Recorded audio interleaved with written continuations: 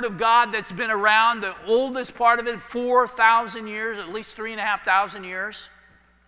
We've had as our beliefs, our religious beliefs, that God was created man and woman, and the family unit was intact with that. A man shall marry a woman then.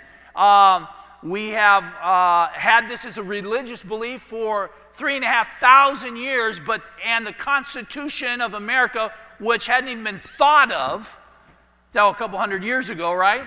And America wasn't even thought of, that Constitution supports this, but I think trumps today the religion, and we are in the process today of losing our religious freedoms over this issue. So you say, why, Pastor, are you hitting this so hard? Do what I just said. Our attorney that represented us when we fought the county over the right to have a Bible study in our home, and we found a lot of things out through that, but he said this. He called me last year and said, Dave, we are going to lose a church like you. Will be shut down in the next 4 to 10 years. Now it's 3 to 9 years, and it's coming fast. We can just kind of prepare for it. But we're not going to stop preaching it. They call us homophobes. I got news for them. I'm not afraid. But I'll tell you what they are. They're theophobes. They're afraid of God and someone who will intervene in their life and tell them this is how you should live life and this is the best way to live life. They don't want God. And the humanistic group, liberal mind, then that's what I believe. They're just afraid of this thought of God. They'll do everything they can to put something out different to say there doesn't need to be a God. So the DNA evidence in every person, not only the sexual obvious elements, but the DNA in every cell will tell you that it's a man or a woman. X and Y, man, XX, male, female. Also, there's just other obvious physical differences. If you study this out scientifically, these are the women's obvious differences. They have larger livers, larger thyroids, larger kidneys, lower blood pressure, faster heart rate. By the way, you can Google this, you can get on it and say, this is factual, this is scientific, it's observable. Bone structure is different, higher levels of estrogen, so the hormones. Men have larger hearts, larger lungs, burn calories faster. That's why we lose weight better, ladies, sorry. And you can blame it on us. Higher risk of diseases, of all diseases, get that one. Taller and heavier, we're a little bit fatter than you. More bodily hair, so you can call us hairy. Just call it hairy, you can call us all hairy. Higher levels of testosterone and thicker skin because of the collagen and sebum. All of those are scientific fact. Irrefutable, undeniable. Let's get off this point and this argument and just say, not only does God say it, but realize what I just said comes from science books. Okay? So don't think that we're not politically correct, because we're as much in the political arena as they are, and don't think that we're not scientific. Science is something that's observable and can be repeatedly studied. Okay? So moving on to today's lesson, I handed out the 6 reasons for a young earth. You can Google and go look for 100 reasons of a young earth. You can use for the 10 best, and others put the 6 best. This is the ones that aren't. Did I call them the best, by the way? No, just 6 reasons. I just called it 6 reasons because I find those things that we could all understand and that you could use as evidence. If you were talking to somebody, you can throw this out. I want to be fair to the other side, just saying they argue the case. Our argument, though, is much better, as we'll present this morning, and there's much more validity to it. I mean, you look at it, some of these things have been studied for over 100 years, and they're noted as factual, as science, and this is what's happening. So when we go through this list, we will see that. Let's take a look, though, real quick, of why we're doing this. First Peter chapter 3:15.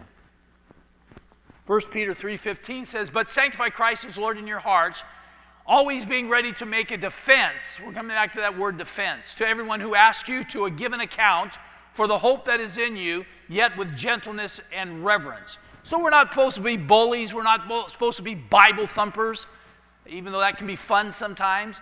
We're supposed to be presented with gentleness, which has the idea of not so much as a softness, but not pushy, not overly aggressive. Okay, that's what that means.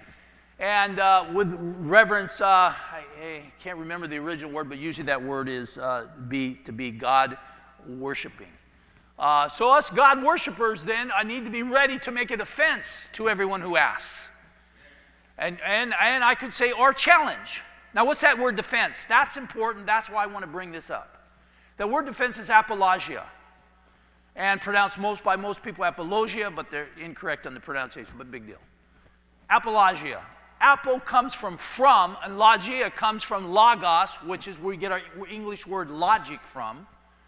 And mostly when you look it up in a lexicon saying the meaning of this word, logos, will be reason.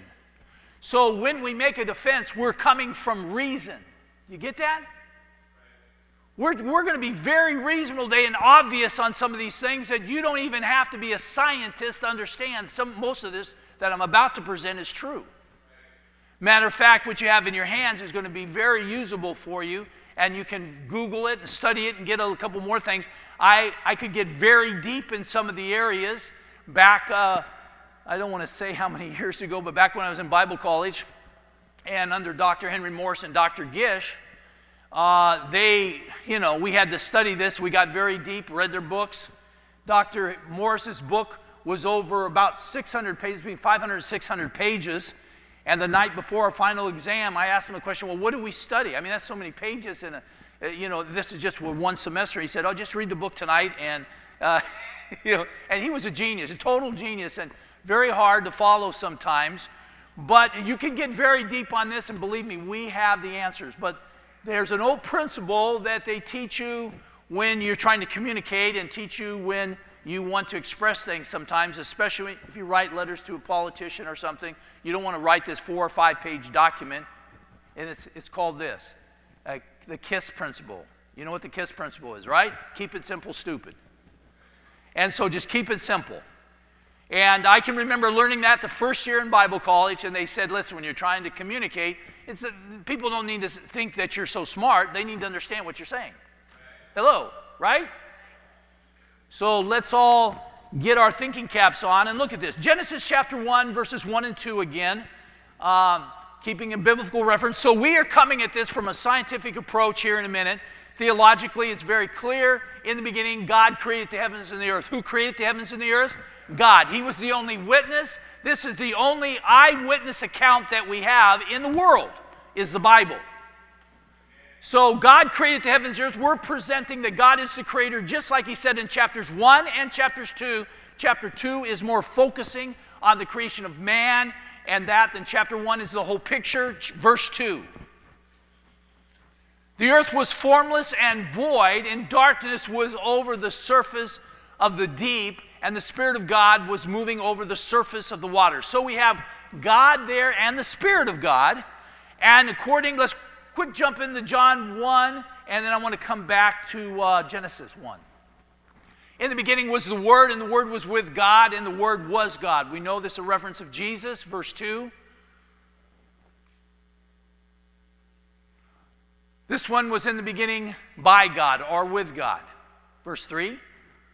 All things were brought into existence by him, and without him not one thing was brought into existence, having been basically brought into existence. So Jesus Christ is attributed in the Bible. There's other verses, Colossians chapter 1, verses 15 and 16. As an example, Hebrews chapter 1, verses 8 through 10. All these verses tell you that Jesus was involved in the creation. So I know I'm going fast because I'll say this morning, back to Genesis 1. Notice that this is what is being said in verse 1, that in the beginning God created the heavens and earth. The word God here is Elohim. And El is basically the word God, and the ending tells you it's a plural form. So this is the plural form of God. So he's referencing that God the Father, God the Son, and God the Holy Spirit were all present in creation. The rest of the Bible confirms that. It talks about the Father being involved. Verse 2 talks about the Spirit being involved. And the rest, some of the New Testament scriptures, I just gave you 3 different texts that say that Jesus was involved. So we got that? This is the claim of the Bible. Now, the problem is we look through that, it says, well, God created light, and then God created, he created the division of the atmosphere and the earth and that, and the separation of the waters, and then he created life in the sea, and he created the birds, and he created the animals, and plant life, I forgot plant life, and then through and that. In this is the only ones who were present, the only eyewitnesses. And so just understand, the Bible is declaring that the eyewitnesses were God the Father, Son, and Holy Spirit. Okay? The problem this creates is, first of all, with the humanistic evolutionist. Humanistic evolution does not believe in a theism. They don't believe in their set of thinking. Understand, they don't see the need for God, and they don't want God. They are who I call the theophobes, because God interferes with their life and tells them how they should live. But even within this, just brief mention, couple seconds worth, there are Christians, or believers in Christ at least, who believe that their evolution is compatible with the Bible. And I don't believe that, obviously. I think Jesus' statement that, that don't you know in the beginning that when he created man, he created him, male and female, okay? And that, by the way, is the word arsene and thalux, and those words are literally male and female, not man, like anthropos, or actually there's another word for man too, but anthropos is generally the most used word for mankind or for man. So with that, there are people who believe in the gap theory that between verses 1 and 2, there's a gap. In the beginning, God created the heavens and the earth, and then it says in the earth with form and void. They believe there's a gap in between there, and that's where they slide in the billions of years, literally between those two verses. Then there's the day-age theory that believes that when day, which is the word yom in Hebrew, when that word is mentioned, they can refer to large periods of time. Okay? So you have these people, and some of them, yes, they're called theologians, and they're believers in God, but they put this to basically try to fit in with the teachings of science. And yet, the problem with this is, how did we define science? Something that is observable and repeatably studied, okay? Now, did they observe it? No. Can they observe 4.6 billion years ago? Okay, it's all theory. They say, and here's the problem now, they say that the earth is 4.6 billion years old. I have it in your notes for you. They say that the universe is 14 billion years old. How can they say that? Have they observed it? Can they observe it? No. We're challenging and going to challenge very seriously their dating methods and some of their things. I know that our professors, Dr. Morris, Dr. Gish, Dr. Moore, who visited many times, would debate these evolutionists, and they would be embarrassed because our scientists that we studied under just destroyed them in debates because they have some facts that they didn't put together. We're going to look at them now. We're going to turn our attention to that because they say that we're foolish or we're superstitious or downright stupid or ignorant, and that they're so much more superior in us in knowledge than that. And I don't think that is. I think they're theophobes. I think they're afraid of God. So you can read that opening paragraph that discusses some of the things I just said, but we're going to go into number one. We're going to rush through these things now to say what are some of the evidence. And we did this because Mary and I have been praying for years. I mean, seriously praying. Say, what could we hand to our children? They're being bombarded to this. And we're going to start by what we hand to them, by what we're handing to you today. If you don't have one of those, you want to get those, you can take some notes what I'm about to give you in that. But, I live in Ramona. We've had a lot of oak trees. We have hundreds of oak trees on our property.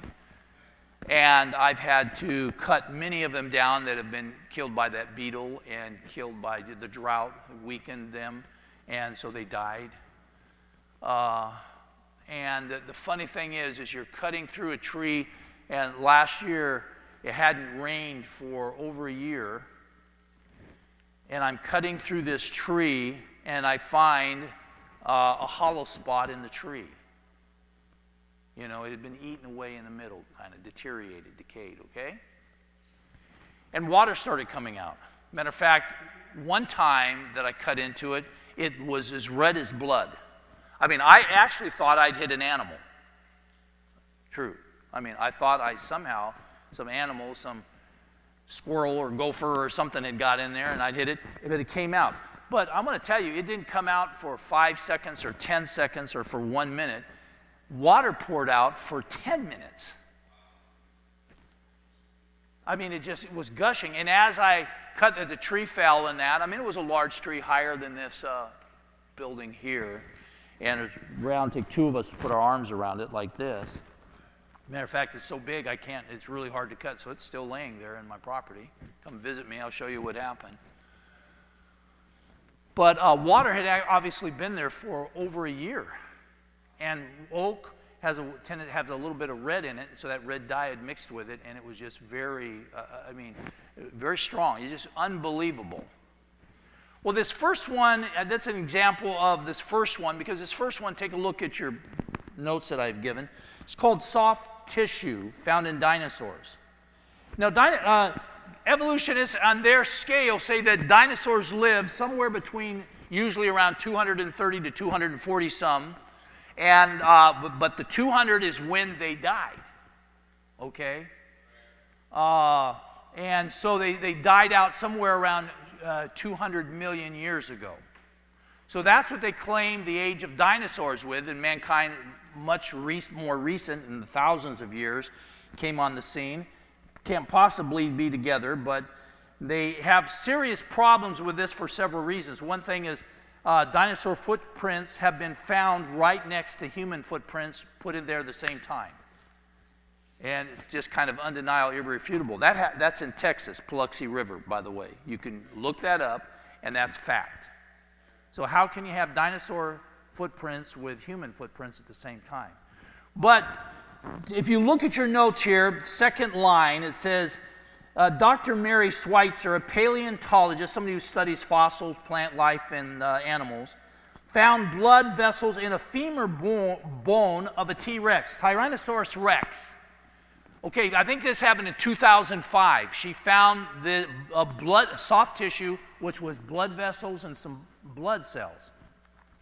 They studied it out, and the amazing thing, when they put the chemical to it to study, as they do with rocks and in everything practically in forensic science, and they put this on there, and the blood vessels would spring back.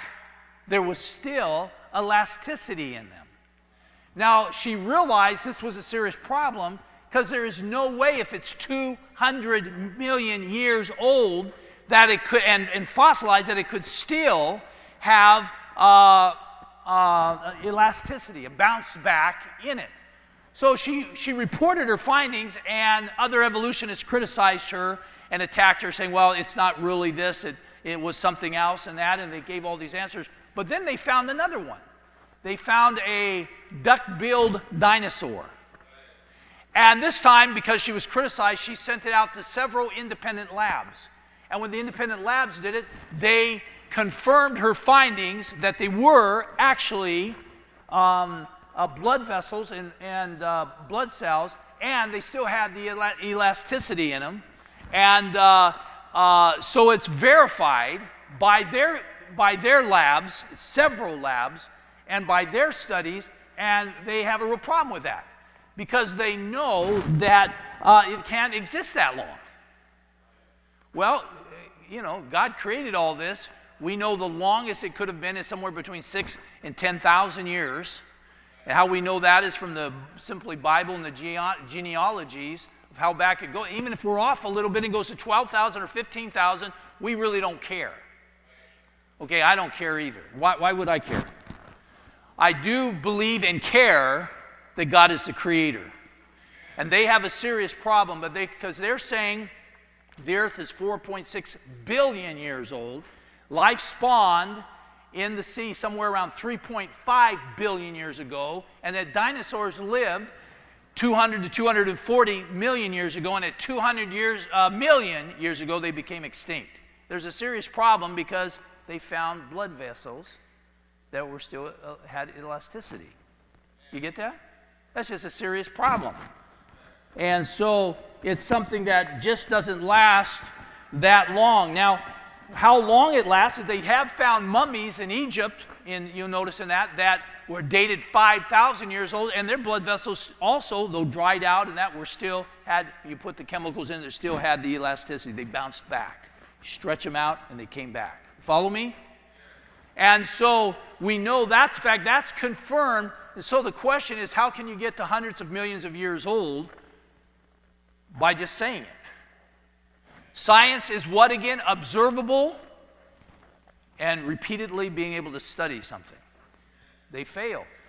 This one alone shows one of the reasons that there is a young Earth model. Now, the difference then between old Earth and young Earth is with the evolutionists, and this all really came from humanistic evolutionists originally, and some theological, Christians jumped on board and said, okay, well, you got the facts, so let's not deny the facts. Let's try to squeeze it into the Bible. Drive square pegs into round holes, basically.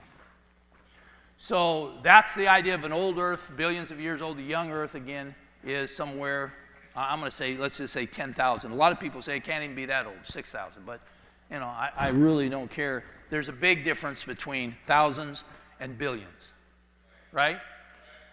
If you don't know the difference, decide if you want to have thousands of dollars in your bank account or billions of dollars in your bank account.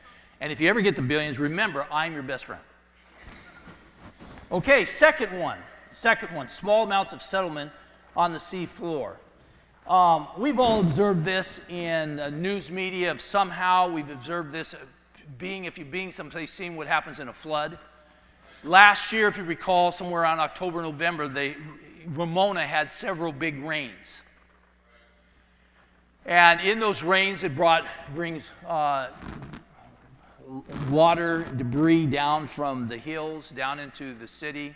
And some of the homes in half a day, so less than a day, they had several feet of sediment that was brought into their yards. Knocked over their fences, came to your yard, but it completely filled up their swimming pools. Completely, in one day. So what we're about to look at is, under these catastrophic events, there's much more that happened. But you want to realize, I'm just giving you can understand a lot of what I'm saying simply by common sense and reasoning and things you have observed, which is scientific, and that if you watch floods again, you'll see the same thing happening. So what is this point then? It is that there is the amount of sediment that's in the bottom of the seafloor is not enough to last for the billions and even millions of years that they claim. So the question is, if all this sediment is brought into the ocean, why isn't it filled? And the issue is simply it's not millions of years old. It can't be. And so, of course, they have some of their arguments, and their arguments is it's not as constant today or as it was before, and it slowed down and that. But look at here, the second paragraph of chapter 2 of this number 2. It says, the end of it says, there's only 1,300 feet of sediment at an average on the floor today. That's how much? 1,300 feet of sediment on an average on the floor today. If at the acceptable level of current deposits on the seafloor, at 19 billion tons per year is how much is that? Actually, 20 billion tons is added a year, but 1 ton is removed. So with that, 1 billion tons, the floor would be completely full of sediment long before the dinosaurs even roamed the earth. Okay? And by the way, don't believe me, Google it, study this, spend a week doing it. You'll find that I got all this off the latest information I could find. And it has changed from when I was in Bible college, but that's it. So, you take a look at that and say, well, how does that cover for the billions of years or the millions of years? And the only basic reason they do that is because they don't believe in God, and they want to put this thing way out there to give it time. But the mathematicians, if you'll study it, and Mary has this, and she shared it with me yesterday, we actually need to present it. Maybe I'll present it to next week, just a minute worth to review. But they have studied this out, and they approached it to prove that evolution was true in that. And both of some of the greatest mathematicians of our time got together to disprove it of the Bible and this. And they turned out, they accepted Christ and became Christians. Because they said, it's impossible. They looked at the probability factors and said, it's just totally impossible. Which this one is too. So, you know and understand the great amount of debris that would have been present during the Noahic flood. You do believe in the flood. You know it happened. It was a worldwide event. Just that amount alone would dwarf the other amounts that we're talking about, right? It's just much greater than that. And so even with that, you can see that the sediment on the floor is actually a very young Earth model. And it wins out scientifically because they study this all the time. I'm amazed that they can even figure out that 20 billion tons of, debris and that goes into the ocean every year. Just amazing, isn't it? But using their numbers, we're coming up with a much different time level by billions of years. Number 3, when I was a boy, I don't know if you've ever fished at the Salton Sea, but I can remember as a child my dad taking me to the Salton Sea and us fishing there and catching fish. I remember the men talking about they didn't know how long the fishing would be good there still, because what's happening with the Salton Sea? It's getting saltier. It's getting more contaminated too, besides that with pesticides and that, but it's getting saltier. And I remember them talking about this. I was all bummed out as a kid. I'm talking about I was like 8 years old, 9 years old. And they're talking about, hey, this is getting saltier and it's a problem. Well, that's actually not a problem, but for us, it's evidence of a young Earth. The salt levels in the oceans, how salty should the seas of the Earth be? Well, if it's millions and billions of years old, well, it'd be a lot more saltier. Rivers, glaciers, volcanoes dump approximately 458 million tons of salt into the oceans, and only 122, and it should have been million tons, by the way, I left out the word million when I wrote this, are removed. At this scientific observable rate, the Earth, the oldest could be 42 million years old to sustain life. Now, there's one more thing. If God created the heavens and earth, we believe he did, right? If we look at Genesis chapter 1, verse 10, and Genesis chapter 1, verse 22, he says he created the seas. So there's a doctrine in the Bible that you may not have heard of, but it's called the mature creation, the mature earth doctrine. Have you heard of that, anybody? Okay, what it is, did God create Adam as a baby, or did he create him as a man? A man. So when he created the trees and the mountains, when he created the sea, was it just baby infanthood, or was he mature? Okay, we get the idea, okay? So this is the mature earth doctrine, and that. So it says in Genesis 1, 10, and 22, he created seas. And so he already created them. Therefore, you have the salt content back at creation. And basically, it's probably very close, because they're saying, it takes 42 million years by the study of the current rate to produce the amount of salt in the sea today. However, that's not even close to the billions again, right? The evidence, scientific evidence, the observable and repeatably studied fact is that, once again, it's a young earth. I'm going to move right along real quickly to get done here. Number four. Have you ever been camping in the winter and freezing? Your sleeping bag's not warm enough, and you have covers besides, and then you go out and have a campfire. Have you ever enjoyed it? It's so cold. Actually, you're miserable because it's so cold. Have you ever been around and standing as close to the fire as you could, being a rotisserie? You would act like this and get the front side and it would start burning. Your pant legs would burn. You know what I'm talking about? And you go, oh man, you're turning around, and then you get your backside, right? Kind of go like this. And then that all gets hard. You go, whoa, and then your pant legs are burning and you rotate again. You know what I'm talking about? Yeah, okay, well, we know that. Well, take a look at this. We all know that, listen now, listen carefully. This is so scientific. I had a professor, Dr. Nellis, who at 17 years old, this guy was a total genius. This is back about in 1920. He invented the device that could measure the explosions of the hydrogen in the sun, from the sun, when he was 17 years old. He created the device that measured that. Very difficult teacher. I mean, we couldn't really, he didn't teach much there because you couldn't understand him. I mean, couldn't understand why you couldn't figure out what he was saying, you know. I mean, that really was his problem. Couldn't make it simple. Didn't follow the KISS principle. But we all know that when you create a fire, there's a couple of things that come from fire. Number one, heat. Number two, what creates from it is light. The smaller the fire, the less light. The bigger the fire, the more light. The smaller the fire, the less heat. The bigger the fire, the more heat. I remember my dad telling me this when I was a child. He said, the Indian has a saying, white man builds big fire, stands way back. Indian builds little fire, stays real close.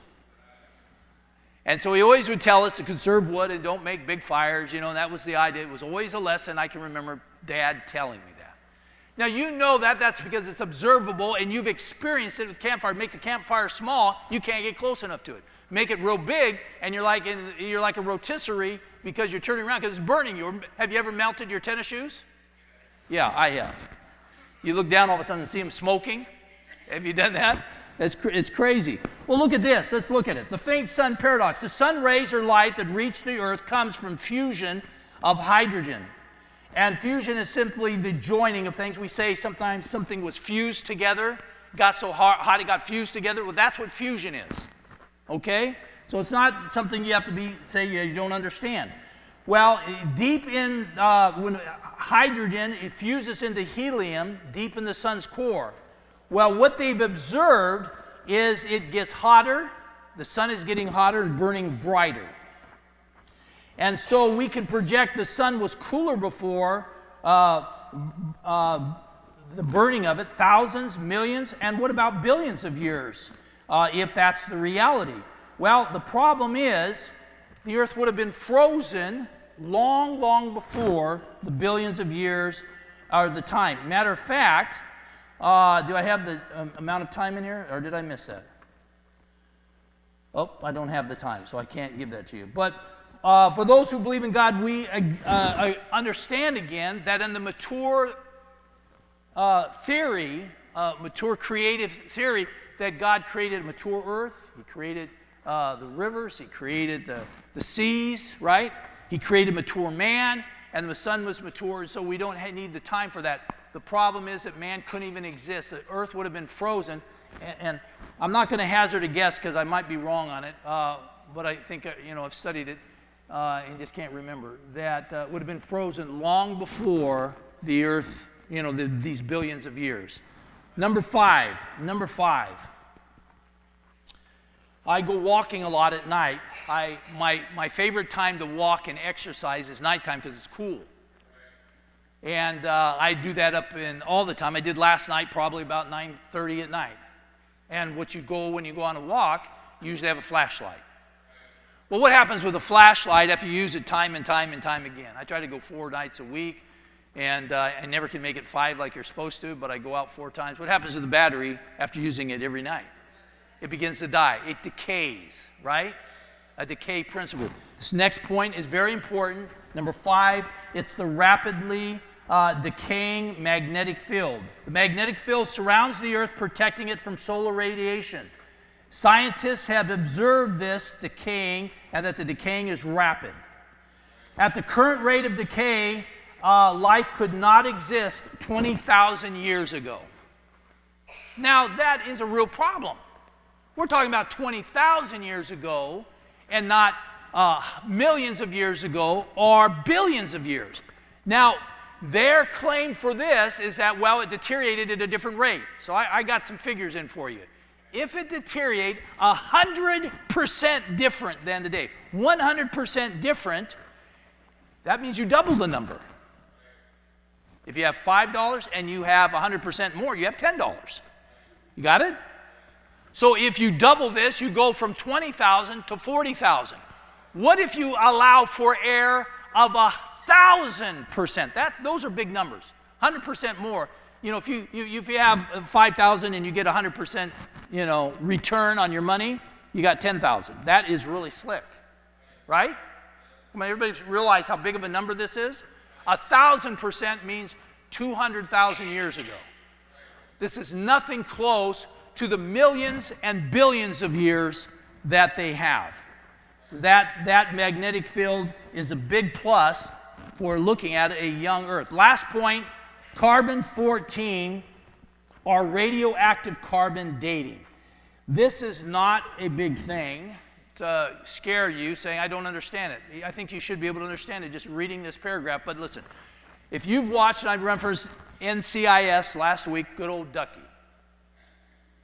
Now, what does Ducky do? He goes in, the body's dead, and they'll say, Ducky, how long has that body been dead? He'll take out his little device, he'll stick it into the liver, and by the temperature of the liver and the cooling of the body, he'll say, this long. Now, sometimes they find a body that's been dead for weeks and months. They have another device. What does he do? Anybody remember what old Ducky does? Okay. He'll look for larvae. Fly larvae, that he'll identify the type of fly. This is forensic science. This is observable and repeatable study. And he looks at that larva and he said, the age of this larva tells him this is how long the body's been dead. That's basically the idea of carbon-14 dating, okay? It's related to that. Now, how do we relate that to it? Let's take a look at it. Carbon-14 is absorbed into plants, and it's carbon-14 is created when the sun rays hit an atom, and the atom sends off a neutron, and the neutron collides with another, and it becomes carbon-14. It collides with a nitrogen, and I'd explain that more, but let's not. So animals eat the plants that have now this carbon-14, and animals eat other animals who ate the plants.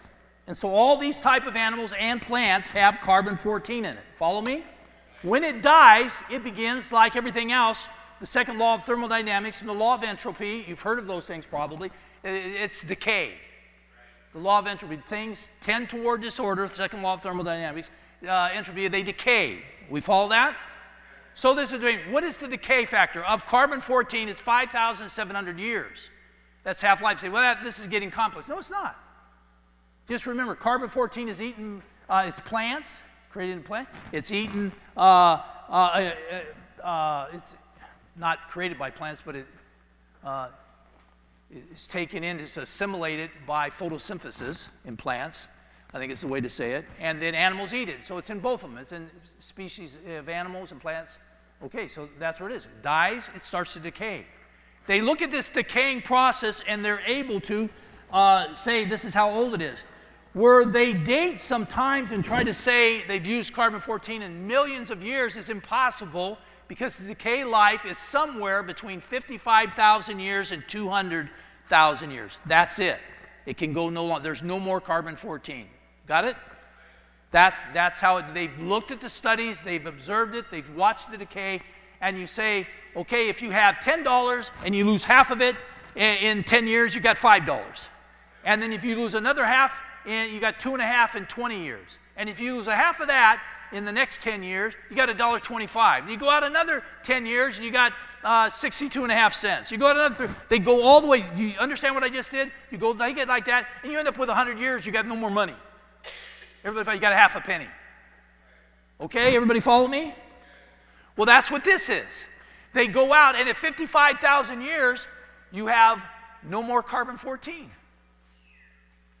Well, the problem is, dinosaurs do have carbon-14. And they're supposed to be hundreds of millions of years old, but it doesn't match. Not only that, but diamonds, they date, and they have carbon-14, and they're dated at between 1 and 3 billion years old. Oops. Somebody has a scientific problem. And good news, it's not us. There's something wrong here. And we're supposed to, let me conclude now, we're supposed to go back, and did I give you John? I think I gave you John 1, 10 to 12, right? Jaden, did I do that? Okay, good. Let's have that, get ready for that. What we're saying is that 1 Peter 3:15 says we need to be able to present Christ with reason. We need to be able to come from logic and from reason and to say, there's a reason we believe. There are evidences, not just a blind faith, that we believe and accept the things of God. And I'm going to hit here one of the times in the next month, I'm going to hit one on archaeology and how archaeology has proven the biblical stories in the Bible, which 50 years ago, the world proclaimed the Bible to be false because these stories were non-existent. It's not possible. They're just fairy tales and myths and that. But guess what? Archaeology has now proven. And we have the veracity of the Bible cannot be challenged in that area. So that's why we've done this. And you have some evidence, and I know this was tedious and that. I hope it gave you something you could understand, something that you could have observed in your own life and put it together. But let's see what God says about Jesus and the creation of the world, something important as we close. He was in the world, and the world was brought into existence by him. Remember verses 1 to 3. Everything that was brought into existence came through Jesus Christ. And the world did not know him. Verse 11. He came to his own, probably referencing the Jewish nation, and his own did not receive him. But as many as received him, to them he gave the authority to become the children of God, to the ones believing in his name. Now that's the issue. All of this is for that. The world was created by him, but the world doesn't know him. Even his own didn't recognize him. And it's your and my job to, from reason, be able to present Jesus Christ. Now, would I go out and present this thing with the first person I meet on the street? No. But when somebody says that they think I'm stupid or superstitious, or they think we're just ignorant people to believe in this, by the way, I witnessed to a guy that was a geologist for the grading company that graded this church property.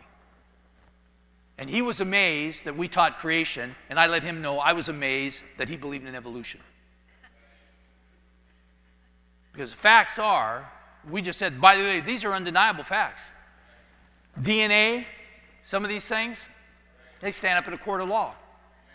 Mary Schweitzer said, we don't understand why this happened, but guys, we've got these couple hundred years old dinosaurs with blood vessels that still have elasticity in them. That's a problem.